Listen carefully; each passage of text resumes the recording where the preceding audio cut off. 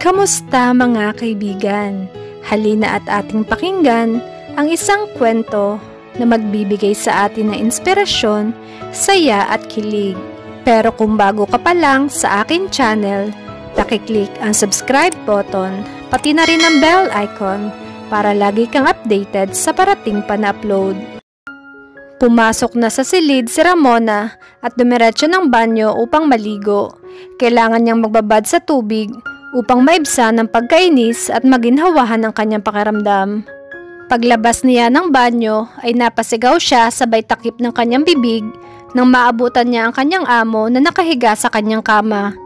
Napaatras siya nang bigla itong bumangon at unti-unting lumapit sa kanya at titig na may galit sa mga mata. Hinawakan nito ang kanyang bewang. "Bakit magkasama kayo ni JB? Saan kayo nagpunta at ano ang ginawa niyo?" Mahina niyang tanong ngunit may diin. "Sir Miguel, nagkita po kami ni Sir JB sa park habang naglalakad ako. Kanina lang din po kami nagkakilalang dalawa." Sagot niya na hindi makatingin sa nanlilisik nitong mga mata. Ayaw ko na makikita ko pa ulit na magkasama o magkausap kayo ni JB. Naiintindihan mo ba ako?" Galit niyang sabi.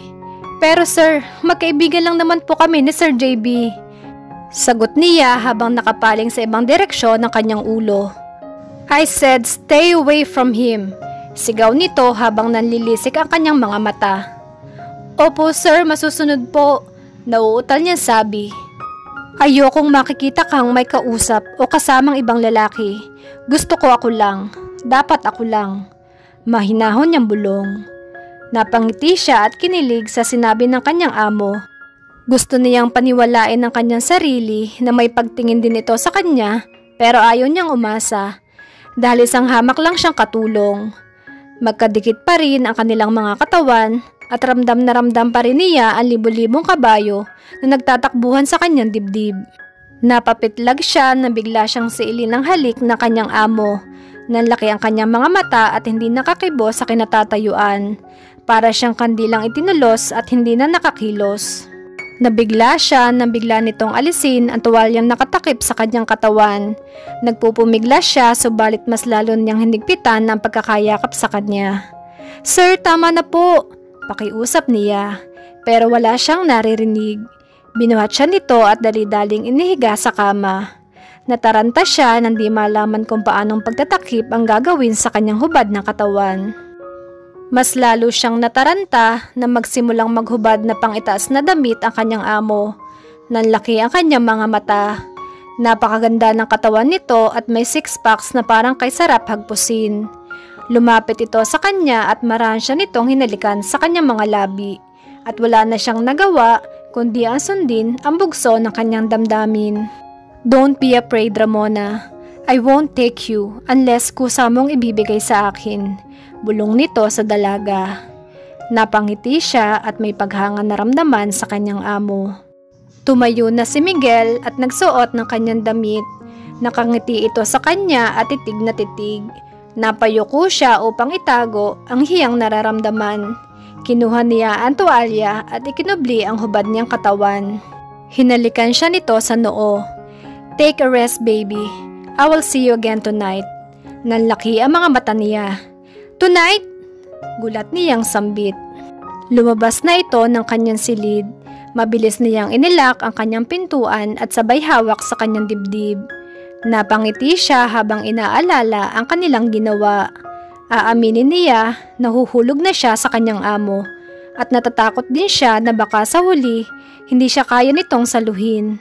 Isa lamang siyang katulong at alam niya kung saan dapat siya lumugar.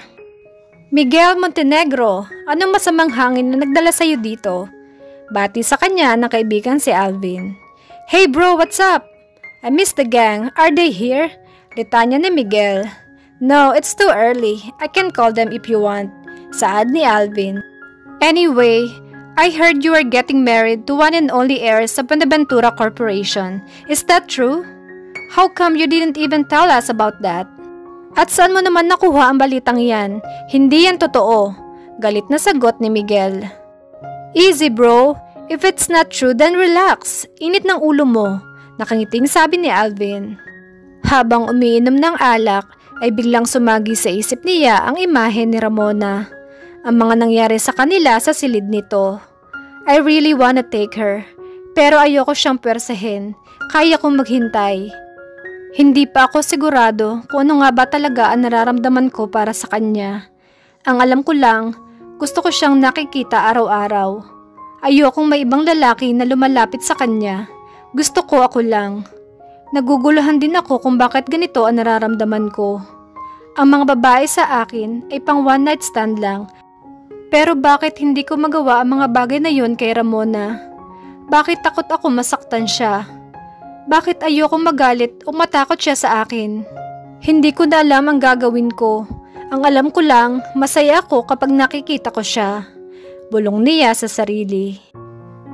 Bro, are you with me? Saad ni Alvin. Bigla siyang bumalik sa kanyang katinuan. Ha? Gulat niya ang sagot.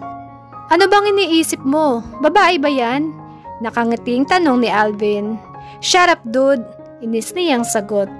After an hour ay nagdatingan na ang buong tropa. Si JB, si Andrew at si Mike. Anong sa atin? Tanong ni Andrew. Tanungin niyo ang lalaking yan. Kanina pa yan pangiti-ngiti at mukha ng timang. Litanya ni Alvin. Tumigil ka nga, asik nito. At nagtawanan silang lahat. Baka in love yan, saad ni Mike. In love? Ako may in love? Hindi pa isinisilang ang babaeng pag-aalayan ko ng aking pangalan. Kaya burahin niyo muna ang salitang in love, pwede ba? Nakangusong sagot niya. Bro, kamusta nga pala si Ramona? Litanya ni JV. Bro, stay away from her please. If you like her, I am asking you now to forget that feelings. Naiinis niyang sabi. Wow, may naamoy akong hindi maganda. Sino nga ba yang si Ramona? Pangaasar ni Alvin. Sino nga ba yang si Ramona na yan ha? Usisa ni Mike. I like her bro. Anong masama kung gustuhin ko si Ramona? Bakit, kayo ba? Matiim na tanong ni JV. I said stay away from her. Matigas nitong sabi. Teka lang mga pare, sino ba yung babae na yan ha? Tanong at pag-aawat ni Andrew. Paano kung ayoko? May magagawa ka? Panghahamon ni JB. Napatayo si Miguel at hinaklit ang kanyang kuhelyo. Yes, may magagawa ako. Huwag mo kong subukan pare. Alam mo kung ano ang kaya kong gawin. Pagbabanta niya. Tumaas ang mga kamay ni JB, senyales ng kanyang pagsuko. Biglang nagtayuan ng barkada.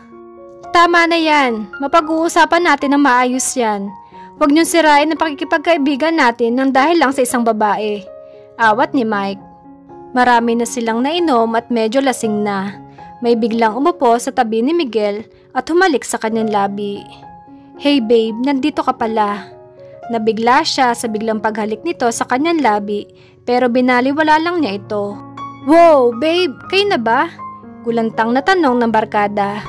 Hey guys, meet Patricia Benaventura. Pagpapakilala niya. Yeah, we know her. Sino ang hindi makakakilala sa isang tagapagmana ng Benaventura Corporation? Nakangiting saad ni Alvin.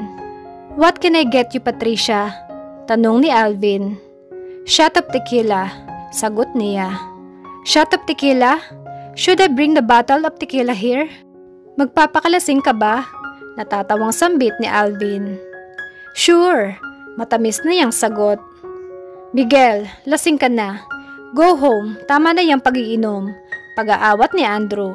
Bro, I'm not drunk, okay? Sabay bawi ng alak. Okay, fine, pero last na yan. Saad ni Andrew. Can we dance, babe? Aya ni Patricia sa kanya. Tumayo siya at hinila ang kanyang kamay at dinala ito sa gitna ng dance floor. Tumunog ang sweet music, kaya ipinatong nito ang kanyang mga kamay sa balikat niya at pinagsalikop ito sa kanyang mga batok. Ipinulupot niya ang kanyang mga kamay sa maliit na bewang nito. Naamoy niya ang mabango nitong hininga, ang mabango nitong amoy. Idinikit niya ang kanyang labi sa noon nito. I love you, Miguel. Hindi siya kumibo, hinayaan lang niya ito. Hinalikan siya nito sa labi at gumanti naman siya. Ginalugad niya ang kaloob-looban ng bibig nito. Napaungol ito sa ginawa niya. Bumitaw na siya sa pagkakahawak dahil lasing na siya At ayaw niya makagawa ng isang bagay na pagsisisihan niya sa huli. Iniwan niya sa gitna ng dance floor si Patricia at sumunod naman ito sa kanya. Bro, lasing ka na. Hindi mo na kaya mag-drive pa uwi. Ipapahatid na lang kita. Litanya ni Alvin. I can drive him home. Ipapakuha ko na lang sa driver ko ang car dito. Saad ni Patricia. Siguraduhin mong sa mansyon mo siya ihahatid kung ayaw mong makita ang mga nagtatayog ang mga sungay niyan.